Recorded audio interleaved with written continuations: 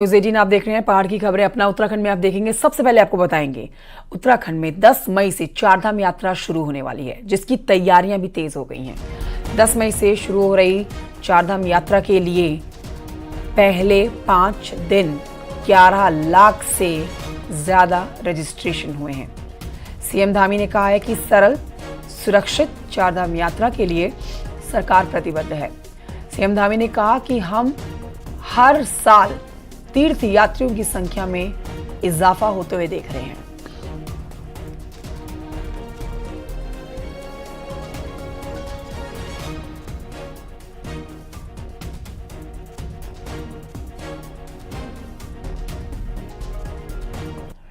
हमारे सहयोगी हमें और जानकारी इस पर देंगे, लेकिन देखिए बड़ी जानकारी आपको दे रहे हैं। 10 मई से चारधाम यात्रा शुरू होने वाली है। तैयारियां इसकी तेजी से चल रही हैं।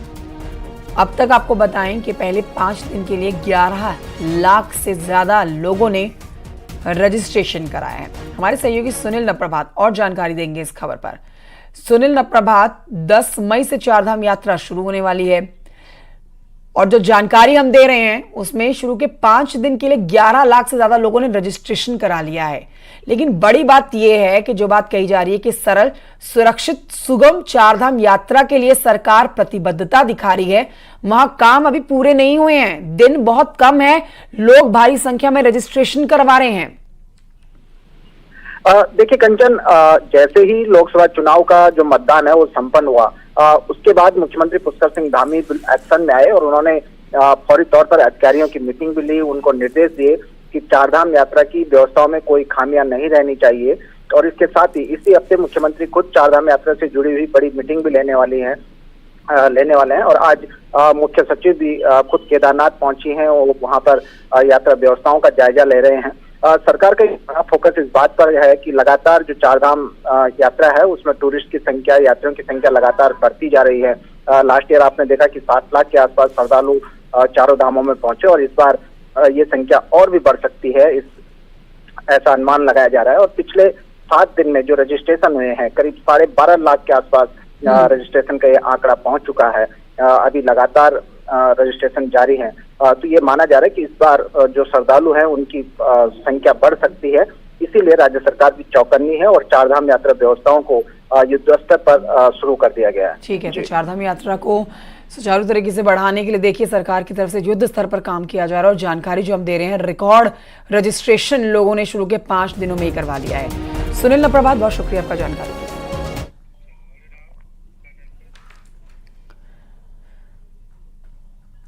चारधाम यात्रा की तैयारियां जोर शोर से चल रही हैं। केदारनाथ धाम में यात्रा की तैयारी प्रशासन कर रहा है। धाम से बर्फ हटाने का काम लगभग पूरा हो चुका है।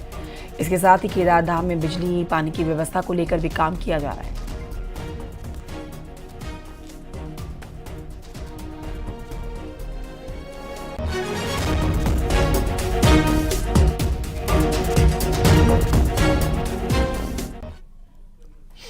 पिथौरागढ़ में चमाली रोड पर सुबह एक दर्दनाक हादसा हुआ है। इस हादसे में 4 लोगों की मौत हो गई है। 4 लोग गंभीर रूप से घायल हुए हैं। एसडीआरएफ ने घायलों को पास के अस्पताल में भर्ती कराया गया है खाई से निकाल के। लेकिन ये बेहद दुखद हादसा, जहां पर बताया जा रहा है कि छलिया कलाकारों की जो टीम है वो पिथौरागढ़ में एक शादी समारोह में हिस्सा लेने के बाद अपने घर लौट रही थी। इसी दौरान जीप 100 मीटर गहरी खाई में जा गिरी। 4 लोगों की मौत की पुष्टि हुई है। 4 लोगों की हालत गंभीर है, अस्पताल में भर्ती कराए गए हैं।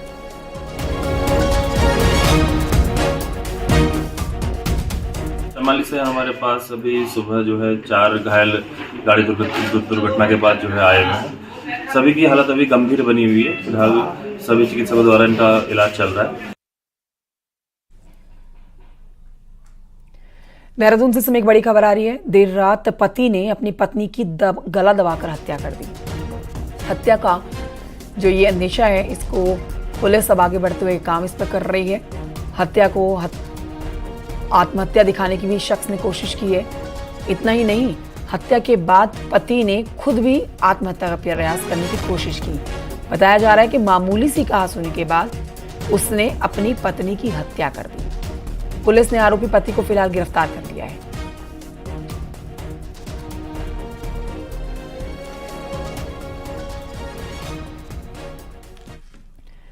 कांग्रेस नेता हरक सिंह रावत को अब कांग्रेस पार्टी नोटिस देने की तैयारी में है। बताया जा रहा है कि कांग्रेस नेता हरक सिंह रावत को कारण बताओ नोटिस जारी कर सकती है कांग्रेस पार्टी।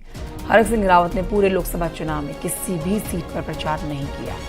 पार्टी ने उन्हें ओडिशा में चुनाव प्रचार की जिम्मेदारी दी थी, जबकि उनकी बहू अनुकृति गोसाई रविवार को बीजेपी में शामिल हो गई हैं।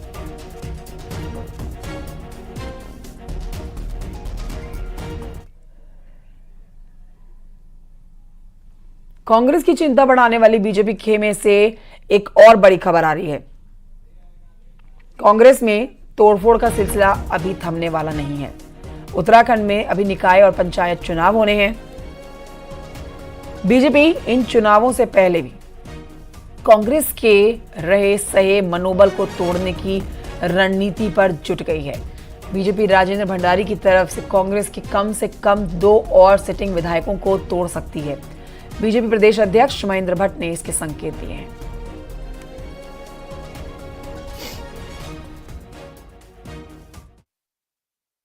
देखिए, जमीन खाली हो जाती है तो बड़ी संख्या में लोग आते हैं। और जैसे मैंने शुरू से मैं कह रहा हूं कि मोदी जी पुष्कर धामी जी के विरोध के बिंदु बचते नहीं है और जनता का भी दबाव रहता है। यही कारण है बड़ी संख्या में लोग हमसे जुड़े हैं, धीरे धीरे जनप्रति जुड़ रहे हैं। एक विधायक आ गए हैं, समय काल पृथ्वी के साथ आप देखते जाइए कितने आते हैं।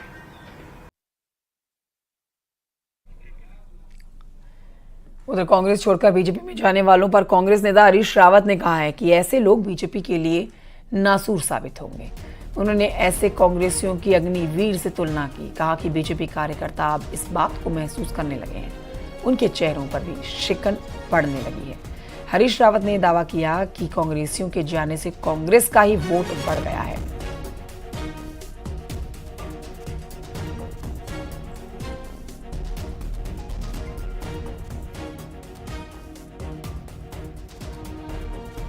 बीजेपी के लिए नासूर साबित होंगे और बीजेपी के वर्कर्स इस बात को महसूस करने लग गए हैं। उनके चेहरों पर शिकन पड़ने लग गई है, ये क्या हो रहा है करके। और जनता भी इससे चिंतित है। और मैं समझता हूँ कि हर कॉन्स्टिट्यूंसी के अंदर 15-20 हजार वोट कांग्रेस के केवल इन वीरों के उधर जाने से बनी, भाजपा में जाने से बढ़ी हैं। उत्तराखंड में लोकसभा चुनाव के लिए मतदान खत्म होने के बाद सियासी पार्टियों के आगे अब निकाय चुनाव की अगली बड़ी चुनौती होने वाली है। सिर्फ निकाय चुनाव ही नहीं, बल्कि 2 विधानसभाओं के उपचुनाव भी इस दौरान फेस होने वाले हैं और दोनों पार्टियां इन्हें फेस करने वाली हैं। देखिए इस पर एक रिपोर्ट।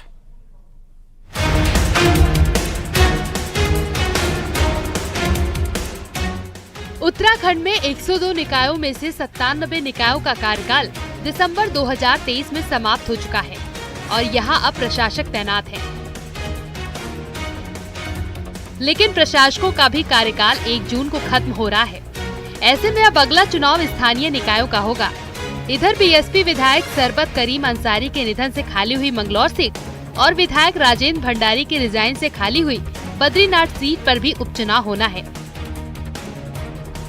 लिहाजा लोकसभा चुनाव का मतदान होने के बाद पार्टी अब जोर शोर से अगले चुनाव की तैयारी में जुट गई है। बीजेपी ने तो बाकायदा कोर ग्रुप मीटिंग बुलाकर इस पर काम भी शुरू कर दिया है। देखिए, 2 विधानसभाओं के बाई इलेक्शन होने हैं। जैसे निर्वाचन आयोग उसकी तिथि घोषित करता है, आज ही हमारी एक कोर की हल्की बैठक की हम लोगों ने। हम दोनों लोकसभाओं के लिए प्रभारी संयोजक की होना 1-2 दिन के अंदर हम कर देंगे। और जहाँ तक पंचायत, नगर निगम, नगर पालिका चुनाव है, उसके लिए हमारी कार्रवाई कल से प्रारंभ हो गई है। निश्चित रूप से संगठन तो सदैव काम करता रहता है। लोकसभा चुनाव के पास हमारे पास नगर निकाय के चुनाव हैं, पंचायत के चुनाव हैं और सबसे महत्वपूर्ण बात है कि 2 उपचुनाव इस प्रदेश में होने हैं और बद्रीनाथ विधानसभा का चुनाव है और मंगलौर विधानसभा का चुनाव है। पार्टी उसके लिए तैयार कर रही है। हालांकि 4 जून तक लोकसभा चुनाव की आचार संहिता प्रभावी रहने के कारण निकाय चुनाव कुछ पीछे जा सकते हैं। सरकार को ओबीसी आरक्षण तय करने के लिए अभी निकाय एक्ट में संशोधन करना है, जो आचार संहिता के बाद ही संभव है। बहरहाल अगले रण की तैयारियां शुरू हो चुकी हैं। इन चुनावों की तस्वीर क्या होगी 4 जून को आने वाले लोकसभा चुनाव परिणाम से ये भी बहुत कुछ साफ हो जाएगा। न्यूज़ 18 के लिए देहरादून से सुनील नवप्रभात की रिपोर्ट।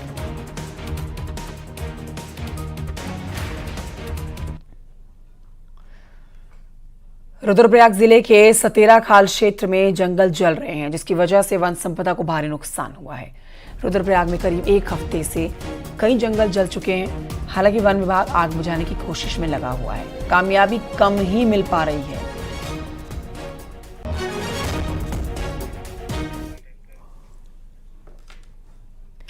उधर उत्तरकाशी में बाड़ाहाट रेंज के जंगलों में भी रात भर आग लगी रही, जो अभी भी जारी है। हालांकि वन विभाग के कर्मी आग पर काबू पाने में जुटे हुए हैं, लेकिन कामयाबी नहीं मिली। पहाड़ में गर्मी बढ़ने के साथ ही जंगल में आग की घटनाएं लगातार बढ़ रही हैं।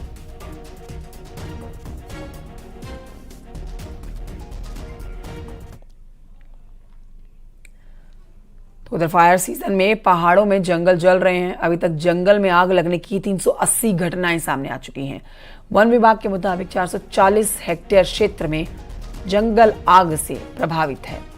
वन विभाग को 9 लाख के नुकसान का अनुमान है।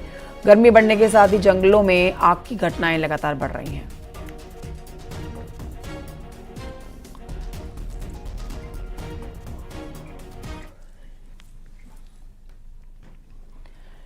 उत्तराखंड में बारिश का येलो अलर्ट भी जारी किया गया है। देखिए, एक तरफ आग की घटनाएं आ रही हैं सामने, दूसरी तरफ बारिश का अलर्ट भी जारी किया गया है। अगले 48 घंटे के लिए मौसम विज्ञान केंद्र ने अलर्ट जारी किया है। मौसम विज्ञान के मुताबिक उत्तरकाशी, चमोली, रुद्रप्रयाग में बारिश की संभावना है। इसके साथ ही पिथौरागढ़, बागेश्वर में भी बारिश का अलर्ट है। मैदानी इलाकों में तेज हवाओं का भी अलर्ट है। उम्मीद है कि बारिश होने के बाद जंगलों की आग बुझेगी और लोगों को राहत मिलेगी।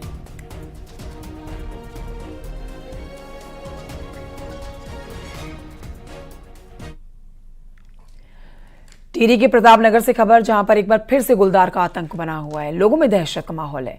शुक्रवार को गुलदार ने एक लड़की पर अटैक कर दिया, जिसके बाद लोगों में डर है। लंबगांव क्षेत्र में इससे पहले भी गुलदार एक महिला पर और उसके बच्चे पर अटैक कर चुका है। लोगों में वन विभाग के खिलाफ आक्रोश है। वन विभाग से गुलदार को पकड़ने की मांग है।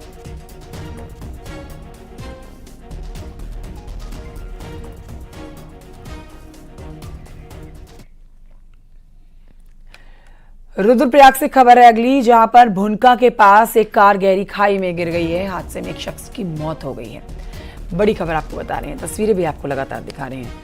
एक शख्स घायल भी हुआ है। इस बीच एसडीआरएफ की टीम ने मौके पर पहुंचकर खाई से घायल को निकाला है, ऑपरेशन चलाया है। घायल शख्स को अस्पताल में भर्ती कराया गया है।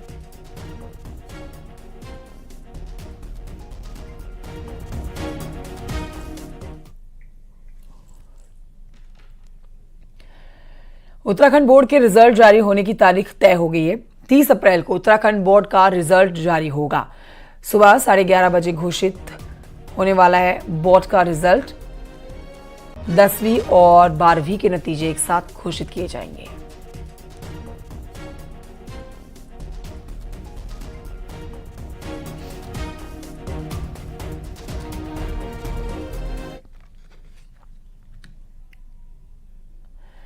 उत्तरकाशी के पुरोला में पुलिस और राजस्व की संयुक्त टीम ने अफीम की खेती को नष्ट किया है। करीब 1.5 नाली जमीन पर अफीम की खेती को नष्ट किया गया है। पुरोला पुलिस ने 4 लोगों के खिलाफ एनडीपीसी एक्ट के तहत केस भी दर्ज किया है।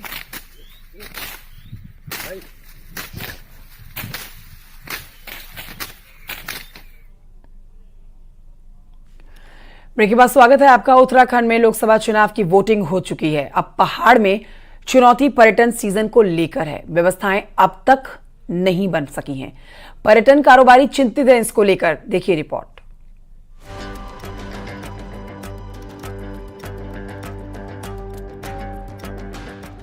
पहाड़ में पर्यटन सीजन शुरू हो चुका है। मैदान में गर्मी बढ़ने के बाद पर्यटक पहाड़ का रुख कर रहे हैं। नैनीताल में भी सैलानियों के आने का सिलसिला जारी है। पर्यटकों के आने से कारोबारी काफी खुश हैं, लेकिन पार्किंग की सही व्यवस्था नहीं होने से व्यापारी परेशान भी हैं और प्रशासन से समस्या की जल्द समाधान की मांग कर रहे हैं। मिसमैनेजमेंट रहा तो बीते वर्षों की तरह वही धर्रा चलेगा तो बहुत ज्यादा नुकसान होने की उम्मीद है, क्योंकि अगर मिसमैनेजमेंट और रूट प्लानिंग सही से नहीं हुई तो फिर व्यवस्थाएं चरमराएंगी, ट्रैफिक फंसेगा, लोग फंसेंगे, जाम लगेंगे और पार्किंग व्यवस्था सुचारू रूप से ना होने की वजह से गलत छवि शहर की जाएगी। पूरे पहाड़ में पर्यटन ने रफ्तार पकड़ ली है और आने वाले समय में यहाँ और भी तेजी होने वाली है। ऐसे में प्रशासन का दावा है कि पार्किंग को लेकर कोई परेशानी न हो, इसके लिए प्लान के तहत काम किया जा रहा है। नई पार्किंग पर एडमिनिस्ट्रेशन की अलग अलग एजेंसियां काम कर रही हैं। इसमें नगर पालिका भी अपने स्तर पर पार्किंग की कैपेसिटीज को बढ़ाने का काम कर रही है। साथ में प्राधिकरण ने भी कुछ पार्किंग्स डेवलप करी हैं। कुछ पार्किंग्स आपकी काम चल रहा है जिसमें नेशनल होटल है, कुछ पाइपलाइन में है जिसमें आपका मेट्रोपोल है। तो ये सब जो समय के साथ ये सारी पार्किंग्स वगैरह डेवलप करने पर लगातार प्रशासन की एजेंसियां काम कर रही है। नैनीताल में सैलानी पहुंच रहे हैं, लेकिन कारोबारियों का कहना है कि पिछले सीजन की परेशानियां दूर नहीं हुई है, लिहाजा वो प्रशासन से समय रहते सब ठीक करने की बात कर रहे हैं। नैनीताल से न्यूज़ 18 के लिए वीरेंद्र बिष्ट की रिपोर्ट।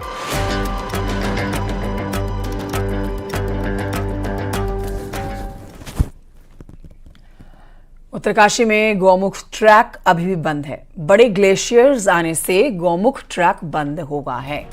वहीं ग्लेशियर काट कर रास्ता बनाने की कोशिश लगातार जारी है। गंगोत्री नेशनल पार्क प्रशासन इस पर काम कर रहा है।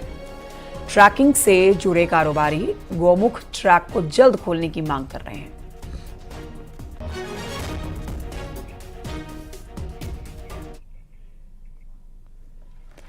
राजधानी देहरादून में ठगी का एक ऐसा मामला सामने आया है जिसे सुनकर लोग सख्ते में हैं। हैरान रह जाएंगे आप ठगी के इस मामले को सुन के। ये पूरा मामला विस्तार से रिपोर्ट में देखिए।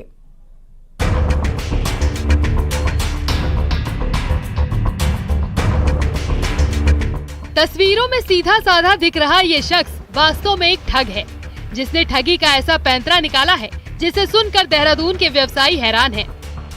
ये शख्स पहले मिल का मालिक बनकर दुकानदारों से संपर्क करता है, साथ ही दुकानदार के पास सैंपल बुक भी छोड़ देता है।